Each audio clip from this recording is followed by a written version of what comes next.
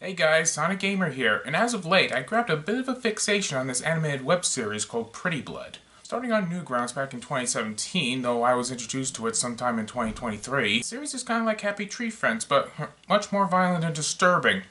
And it has an overarching narrative. I became interested in it enough to write a few fanfictions, a bunch of memes and shitposts, and to come up with a bunch of what-if scenarios. These videos will be taking inspiration from Moscow X's Dragon Ball What If, and the Sega Scourge's Sonic the Hedgehog What If. Pretty Blood What If would take on a similar format to those two series. For this series, we're going to be talking about what would happen if the character Carl survived. Just a side note here, does anyone else find it odd that there's a female character named Carl? Anyway, I digress. So in the original timeline, Carl dies after being attacked by Alma, who was having a PTSD episode, and mistook Carl for Rennie, which made her mental state much worse upon realizing what she did to Carl. Also, Kim and Canny had finished her up by shooting her down, but that's neither here nor there. So how does Carl avoid that in this timeline? Well, notice that Carl is a rabbit? Rabbits actually have very good hearing. In fact, their ears are so sensitive that they can pick up ultrasonic calls from bats. What a coincidence that Alma happens to be a bat. So before Carl can open up the cabinet that Alma was hiding in, she hears some rather faint breathing.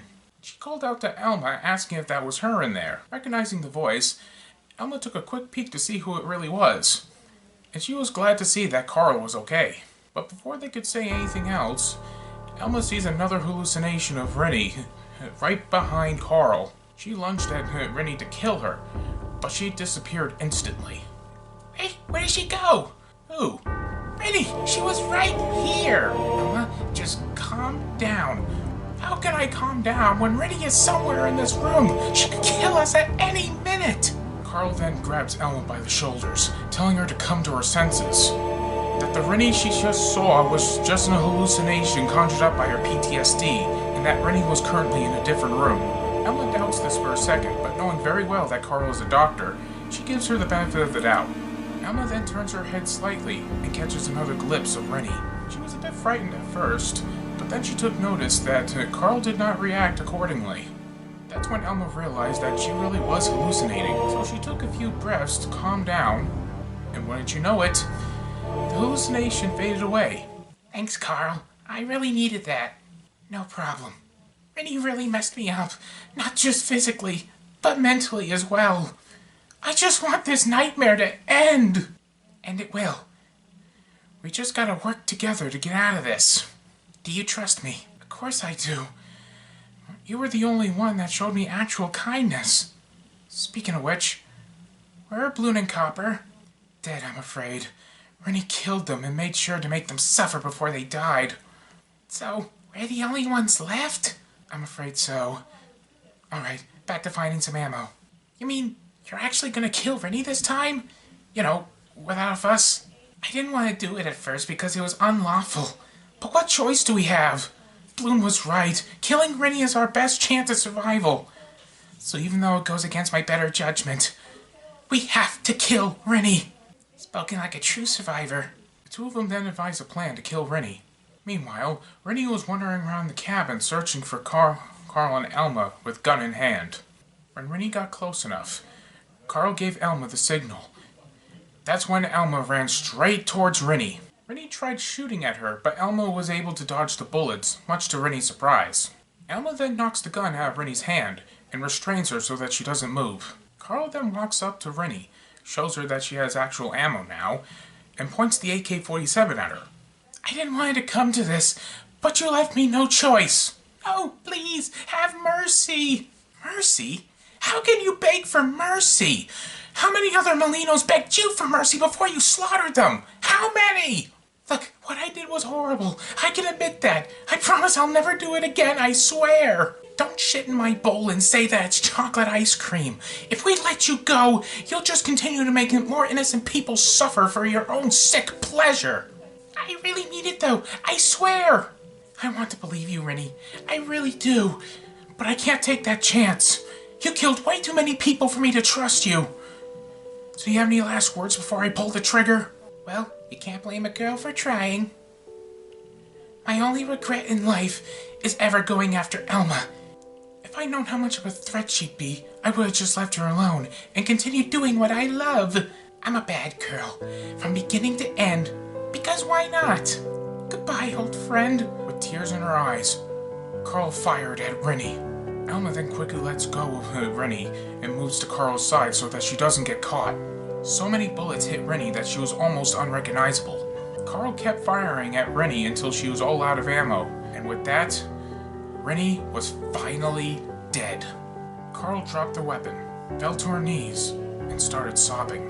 Elma then walks up to Carl, puts a hand on her shoulder, and trying to comfort her. I once thought she was my friend, but now I know it was all just a lie. Betrayal is an ugly thing, isn't it? It is. You did the right thing, Carl. She won't harm anyone ever again. The two of them then shared a hug, and proceeded to bury the bodies of the friends they made during this incident. Elma and Carl mourn over their snowy graves. Even though they didn't know each other for that long, they felt very close to them, and it was sad to see them go. Just before they can discuss how to get back home, they hear a helicopter from the distance. Carl, did you call the police to pick us up? No. The two of them then ran back inside the cabin to hide from whatever was heading towards the location. When the helicopter landed, 4 Molinos emerged from it. They weren't wearing cop uniforms, so they couldn't be a police force. A military squad, maybe? But how could they know about Elma and Carl's predicament? Elma and Carl then hear the leader giving orders to his squad. He said something about finding the one who called them here, and kill any other surviving victims? That's when Elma and Carl realize that these Molinos were actually mercenaries that were on Rennie's side. They weren't here to rescue them. They were here to kill them. Elma starts to freak out a bit, but luckily Carl was there to make sure she doesn't go berserk. Carl wasn't sure what to do now. Killing Rennie was enough for her. She didn't want to have to take any more lives just to survive. Kim and Canny then went inside the cabin to search, while Mr. X and Puzz stayed outside on lookout. While searching the cabin, Kim and Canny discover Rennie's corpse and react accordingly. Oh my god! Is that Rennie? She must have been the one who called us here. Ugh, damn it! We were too late! Damn snowstorm! Let's find whoever did this and kill them! Of course, sir. The two mercenaries were getting closer to Elma and Carl's location. They would surely be found and shot at. Then Elma starts to feel a draft from behind her. That's when she finds Rennie's escape chute. She encourages Carl to crawl in with her. By the time that Kim and Canny went into the room, Elma and Carl were nowhere to be seen. They sure were lucky enough to crawl into that escape chute before Mr. X and Puzz discovered them with their heat signature goggles. Elma and Carl then proceeded to crawl through the chute until they reached a dead end. Elma takes a quick peek to see if the coast is clear, and it is. They were also right next to the helicopter that the mercenaries arrived in, so Elma encouraged Carl to get in. We can use this to get back home! Are you sure, Elma? I highly doubt they'd be stupid enough to leave the keys in here. Elma then shows Carl the keys. Oh, look at that! Now, to be fair, Rennie was able to take off with the helicopter in the original timeline. So yeah, those mercenaries were indeed dumb enough to leave the keys in there. Anyway, Carl then warns Elma that the mercenaries will fire at them when they notice the helicopter being hijacked, so she advises her to take cover when that happens. Elma then starts up the helicopter, and the two of them were airborne. The mercenaries take notice of this, and Kim orders them to fire at them. They all start shooting at Elma and Carl, but it was too late. Elma and Carl successfully escaped. Naturally, Kim was pissed about this. He then contacts HQ to let them know about their predicament. And that's where we're going to leave off for now? At the time of writing this, there hasn't been a follow-up to Red Snow. At least not yet. So there currently isn't anything for me to work off of for part 2. If/when we do get a follow-up to Red Snow, then I'll start working on part 2. And then add part 1 to the title of this video. In the meantime, feel free to give me suggestions for other what-if scenarios. So what do you guys think? Could all of this actually happen if Carl survived? Leave your thoughts in the comments. Until next time, this is Sonic Gamer, signing off.